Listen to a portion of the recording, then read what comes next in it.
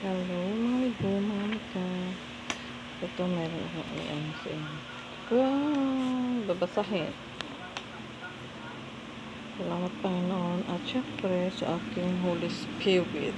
Ito binigay sa akin. Babasahin ko sa inyo.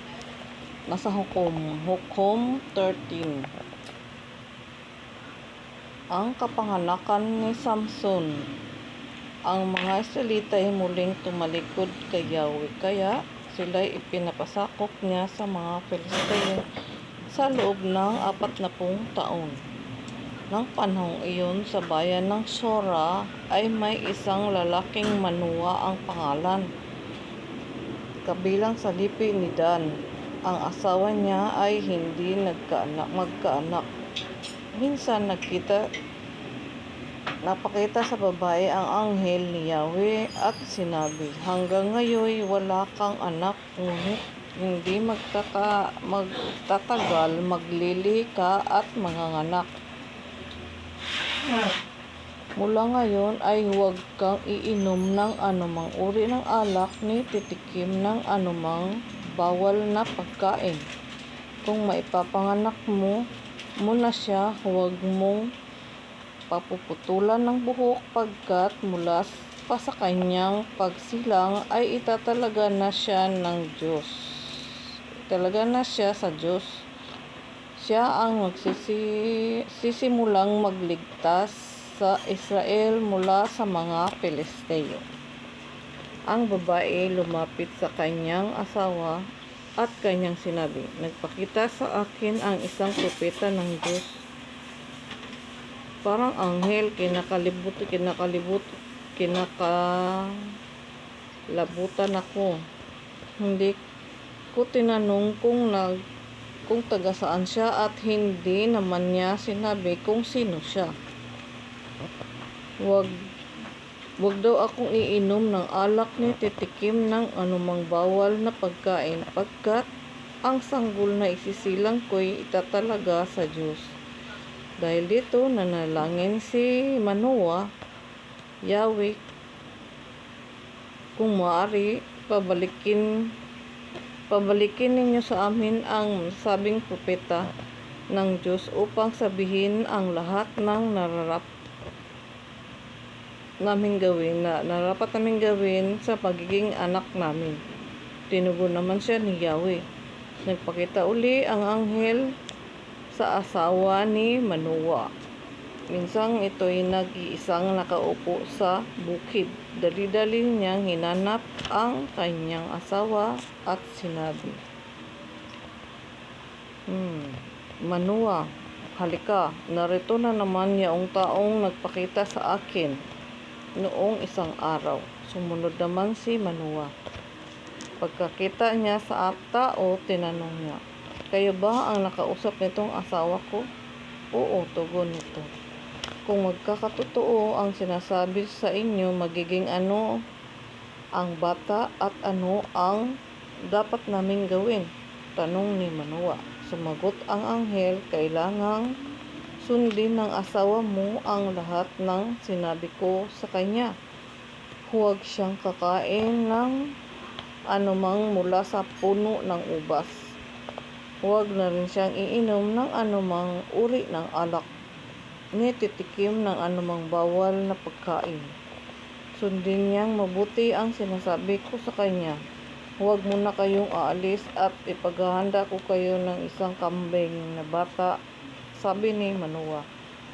Huwag na akong ipaghahanda at hindi ko kakanin kung ibig mong magsunog ka sa lamang ng handog kay Yahweh. Sagot ng anghel. Hindi alam ni Manoa na anghel ang kanyang kausap. Niya. Sinabi ni Manoa, kung gayoy, sabihin man lang ninyo sa amin ang inyong pangalan para malaman namin kung sino ang pasasalamatan namin sa sandaling magkatotoo itong sinasabi ninyo. Sumagot ang anghel, huwag na ninyong itanong ang aking pangalan. Mahirap unawain. Kapitapitagan. Noon din Si Manoa ay kumuha ng kambing at handog sa butil. Sinumang kambing sa kumuha ng kambing at handog sa butil. Na butil, sinunog niya ito sa ibabaw ng isang malaking bato. Bilang handog kay Yahweh na laging gumagawa ng kababalaghan. Nag-react ng spirit ko dito.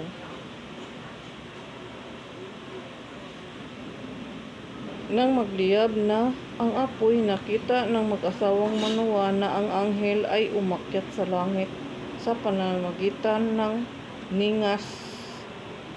Nagpatira pa silang mag-asawa. Pagkat noon nila naisip na ang nakausap nila ay isang anghel ni Yahweh. Hindi na nila nakita uli ang anghel. Nakalipas ang ilang sandali, sinabi ni Manoa na sa kanyang asawa, "Tiyak na mamamatay tayo pagkat nakita natin ang Diyos." Ngunit ang sagot sa kanya ng asawa, "Kung papatayin tayo ni Yahweh, hindi sana niya tinatanggap ang ating handog. Hindi rin sana niya pinahintulutang masaksihan natin ang lahat ng ito ni sabihin ang mga naririnig natin." Dumating ang araw at nanganak ang asawa ni Manoa. Lalaki ang sanggol at pinangalanan nilang Samson. Lumaki ang bata na patuloy na pinagpapala ni Yahweh. Ang espiritu ni Yahweh ay lumukob kay Samson at siya'y pinakikilos nito sa kampamento ng Dan sa pagitan ng Sora at Estaol. Nag-react yung respect ko dito sa 25. Ang espiritu ni Yahweh ay lumukob kay Samson at siya'y pinakilos nito sa kampamento ni Dan sa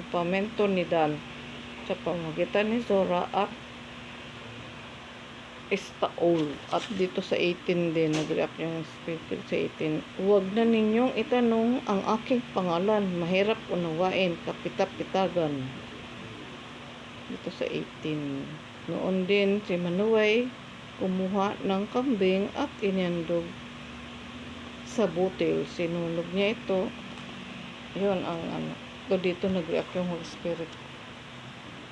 Sa 18 at saka dito sa 25 yung lumukob ang espiritu ni Yahweh ay lumukob kay Samson. Pininto ko na ito ng isang araw tungkol sa pero hindi yung tungkol sa kapanganakan ni Samson. Ito kasi yung title na kapanganakan ni Samson. Ay, ito yun, pininto ko nung binigay ko nung isang karaang araw. At itong binigay sa akin ngayon, habang nakaidlip ako, binigay sa akin to. Nakita sa akin ng Holy Spirit yung apoy. Katulad nakita ni ni Moises, apoy. Tapos biglang may lumabas na yung pangalan Samson. Tapos dito niya ako dinala, magbukas ko ng Bible dito. Ito pala yung pinakita sa akin pangitain. Yung apoy na katulad na nakita ni Moises sa bukid, sa ilang, yun. Ganito rin, tapos ito. Ganon na ganon yung pinakita sa akin ngayon, pangitain. Kaya ito, binasa ko. Diba, yung buhay ni Samson. Pala siya sa kampamento. Doon siya bata pa siya. Dinala siya sa kampamento. Doon siya lumaki. Hanggang sa nagkaasawa na siya. Asawa sila ni Delilah. Nakakita siya ng babae sa Temna. Nakita niya si Delilah. Ayun, doon nakuha ang kanyang kalakasan. Natuklasan ni Delilah. Sa kakulitan ni Delilah, natuklasan tuloy niya. Sinabi ni Samson na ang magpapahina sa kanya yung kanyang buhok dahil hindi pa nasayaran ng gunting. Marami siyang binigay na clue. 3 beses galit na yung asawa niya hanggang sa bumigay din siya. Yun, ito yung binigay sa akin ngayon. Sana naunawaan niyo. Basahin niyo na lamang po tungkol nasa hukom. Nasa hukom 13 ang binasa ko. Hukom 13.